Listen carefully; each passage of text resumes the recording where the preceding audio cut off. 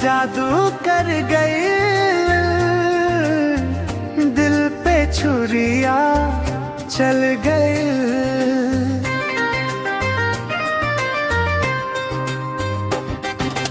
एक नजर में घायल भईनी, सांस भी आज फिसल गई। कजरारी अखियां बिंदिया चमके, चांद ल जाए तो हर आगे। जब तू हंसे मुस्कान देख के, दिल बोले बस तो हर लागे। तोहरे बिना सुना लागे हर एक गली हर एक बहना। रात दिन बस सोचत रहनी, सपना बन गइल तोहार नैना। ना तो हर जादू कर गई,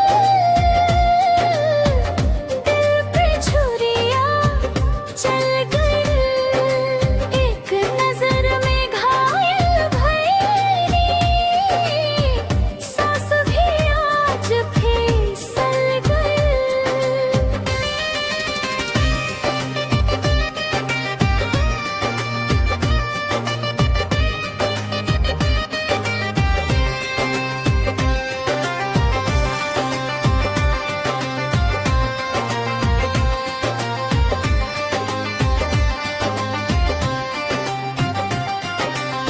चुनरी उड़ावे जब तू चला, मौसम भी शर्म जाए हो।